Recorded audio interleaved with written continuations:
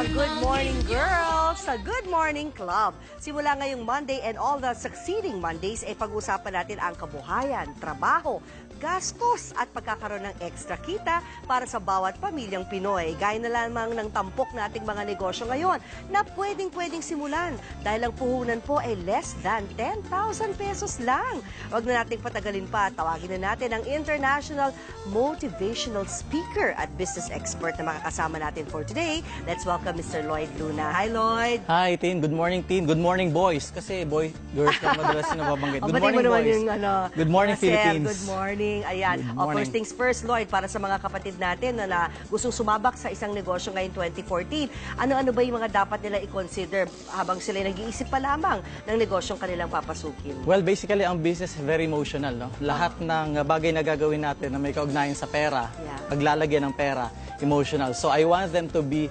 emotionally prepared. Be prepared to fail and be prepared to succeed. Dalawa kasi yan eh.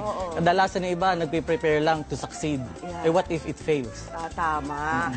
It's nice to have a goal to succeed, pero dapat prepared ka rin na if it won't succeed.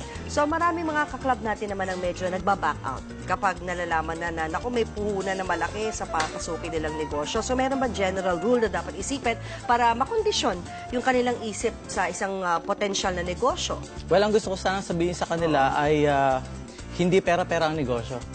Nandun na tayo sa idea na dapat magkapera ka, dapat kumita ka. Pero first and foremost, ano ba yung binibenta mo? Ano ba yung service na binibigay mo? So sana ang primary goal nila bago sila mag-start is, ano ba yung maibibigay kong contribution sa buhay ng isang tao so that magkaroon ako ng pera eventually. Maganda ha, hindi lang para yumaman, hindi lang ganun. Kasi very automatic, tips no? mo ha, kasi usually puro tungkol sa pera yung tips nila. Ikaw, una-una mong tip eh, business is an emotional thing. Ngayon ko lang narinig yan ha. O, ito na Lloyd, isa-isa na natin yung top 3 na mga businesses na pwedeng simulan ng ating mga kapatid with only 10,000 pesos, baka nga less pa, no? As starting capital. Alright, unang-una siguro yung direct selling business. Direct selling business. So yan, usong-uso. Usong-uso. Napakarami. In fact, in 2013, napaganda preparation ito for 2014. So marami ng business ang ni-start nila using direct selling model. Ano-ano yung mga business na patok sa direct selling business? Lahat ba ng klase ng business basta direct selling na, online na, mga ganyan ay papatok? Well, hindi lahat dahil kailangan intindihin natin na kailangan may merkado ka. Baka naman gagawa ka ng direct selling, wala ka naman pagbebentahan, 'di ba? So isipin mo na sino ba yung pwedeng bumili nito ng negosyo ko? Marami kasi nag-i-start ng business na hindi pa nila alam kung kanino nila ibebenta. So gumawa na sila and then nung meron na sila, saka sila naghahanap ng merkado. So, dapat talaga ma-address yung needs ng market. Yan ang papasukin mong business. Definitely. Okay. Paano nga ba makapasok sa ating top 3 businesses? Ito ba yung mga business mo mismo? Hindi ko ito business, pero magandang model ito dahil medyo may unique proposition itong direct selling business na ito na goat's milk to eh. Goat's milk. Yan, karamihan ng mga babae, yan ang gusto. Diba? Beauty and women, yan ang pinakamalaking market daw, diba? Sa direct selling. At ito na nga, milk products. So, masasabi ba natin na kakaibang selling point meron ng mga milk products ito, lalo na goat's milk? Right, definitely. Kasi madalas sa beauty and wellness, di ba, mga makeup, etc. Ngayon, pag sa mong goat's milk, ang selling point mo lang dyan is, ito natural. Eh, yung iba ba, natural. So, artificial versus natural, people would go for natural. Natural, syempre pa. So, business strategy yan? Business strategy. So, ano-ano pa yung mga business strategies para sa mga nanay na gustong pasukin ng direct selling? Halimbawa, hindi beauty products, katulad itong mga goat milk products ang kanila ibebenta. Ito, tinan mo, pastillas de leche, isipin mo, pagkain ba yan? Pagkain yan. Pagkain talaga. Sana pagkain naman, no? Sana pagkain. Pagkain naman. Para sa Akala ko pastillas de leche, scented or flavored something. Okay, right. Sige. Pagdating sa mga nanay natin, please, kung papasok kayo sa direct selling business, sana wala kayong baby na inaalagaan. Dahil it will take time. Kailangan nyo talaga magbahay-bahay. Kailangan nyo maglakad. Yun ay direct selling. Pero pag online, pwede. Pag online, pwede ka. Habang may baby ka, nagpe-Facebook yung kanang kamay mo, pwede yun. For the longest time, yung direct selling ngayon, nanay ko nag-direct selling din noon eh. Hindi po mawawala. Hindi mawawala yung direct selling business model sa Pinas. So, hindi siya malalaos? Hindi siya malalaos. May dahilan kung bakit. Ano yung dahilan? ang mga Pilipino ay likhang madaldal. Machika. Machika. oo. At ang direct selling business ay business ng pag-usap. Ay, oo nga, kaysa naman magchismisan lang, no? Walang mararating chismis, napaka-nega pa. Di Right. mag-direct selling ka na, gamitin mo yung laway mo sa pagbebenta. Exactly. Oo. At ang mga kababaihan ang number one dito. Oo, Kasi mas tama. madaldal kayong likas kaysa sa amin. Oo, hindi ka makakahindi sa charm namin. Exactly. Ito na. Lloyd, ano ang next sa listahan nating mga negosyo na under 10K? Ang puhunan?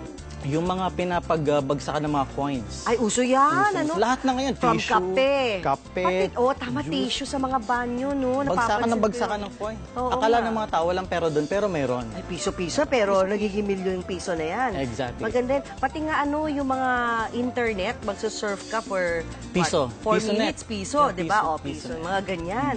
Okay din. Magkano naman usually ang puhunan sa ganitong klaseng business na barya-barya? Akala mo, barya-barya. Well, sa isang machine, pwede mga 2,000 pesos Ano ba lang. itong machine na ito pala, Lloyd? Yan yung pinapaglagyan ng coins. So, ang Oo. gagawin mo lang dyan, i-install mo lang yan sa isang lugar. Oo. Ayan na, mag-ooperate na siya ng sarili niya. Ano to? Charger? Charger yan. Charging station, Charging kumbaga. Baka kakaiba, ang lit lang, ano? Maliit lang, 2,000 Oo. pesos lang yung ganyan machine eh. Yung pinakapuhunan nito ay Pinakapuhunan. 2,000, tapos ang balik nito ay... Well, depende kung gaano karami yung magcha-charge sa kanya. Ay, Kaya nga, oo. ang laban dito is yung location. Tama. So, ano, Kasi, mga abangan ng bus? yeah, jeep, ganyan? abangan ng bus. Kasi hindi pwedeng ilagay yan sa mga Dasmariñas Village eh. Dahil walang Papansinin. magcha-charge dyan. Oo, So, hindi location is everything. At Location. tinan mo, lahat talaga ng klaseng cellphone pwedeng mag-charge, no? Yeah. Magkano to? Magkano ihuhulog dito para makapag-charge? May 5 piso, may 10 piso. Depende sa haba ng charging nila. Charging. Ayun. Okay yun, ha? So, madalas kung may charging station, syempre kakabit na rin dito yung loading, di ba? Kasi Definitely. meron ka na nga charging, di ba ka pa magbenta ng load, di ba? Definitely. Sa 92 million na tao, napakarami na dyan na may cellphone. So definitely, yung load is kailangan. Oo. So, kailangan mo rin syempre ng taong magbabantay. Kailangan din tao magbabantay, pero pwede rin na humanap ka ng tao na magiging partner mo na lang to resell the business. Sa bagay, oo nga naman. So ano naman yung business strategies na pwede mo ibahagi tungkol naman sa ganitong klaseng business, yung mga piso-piso business? Karamihan kasi dito sa e-loading, for example, ang ginagawa ng mga nag-i-load ay nakanganga at naghihintay sa customers. So ang gusto kong gawin nila ngayong taong ito is wag mo manga, kundi maging aggressive sa marketing. Abay, pag-aralan nila kung yung spending habit ng kanilang mga customers. Customer, oo. So in other words, hindi lang sila basta maghihintay, tanongin din nila, may load ka pa ba? Tuwing kailan ka ba naglo-load? Oo. Para kapag nag-load sila, sigurado mayroon kang ipapang-load sa kanila. Oo Kasi nga minsan naman. sobrang laki ng kinukuha nila, wala naman nalo-load. Minsan naman sobrang liit, napakarami naglo-load. Oo nga. So, at nandun ka na rin lang, magbenta ka na rin ng mga iPhone case. Oo, Hindi, lahat Hindi yan, lang mga iPhone cases. case, phone case. Lahat ng Nandun ka cases. lahat ng mga kailangan ng mga may telepono. Pwede mo na i-sideline Pwede. yun, di ba? Pwede. Oo, ayan ha. Tatlo lamang po yan sa negosyong pwedeng-pwede yung simula na magpapatunay na walang maliit o malaking puhunan sa gustong magsumikap. Tignan nyo nga naman to si Lloyd. May bago pa siyang libro. Libro. Lloyd, pakita natin yan. Lloyd Luna, paano maging successful? Ay, gusto natin yan. Sige, Lloyd. Anong laman yung libro mong bago? Well, ito ay tungkol sa pag-aaral, pangungopia at paggawa ng pera. Aba, pangungopya. Kasama yan. Yan ang pangungopyang tama. Pangungopia, tama. Hindi sa school. Available po sa facebook.com/LloydLuna. So, punta lang sila sa Facebook, i-like lang ang page na Lloyd Luna, at doon pwede kayo mag-PM kay Lloyd kung paano mag-order ng libro. Salamat Ganda ng po. t-shirt mo, pambansang inspirasyon, LL, Lloyd Luna. Oo, salamat sa inspiration mo ngayong umaga, Maraming Lloyd, salamat at good luck sa book mo, ha? O yan, sa mga nagpaplano naman dyan na maagang pagre-retiro, ilalatag sa atin ng isang financial advisor ang plano for early retirement, kasama syempre si Maring Yang.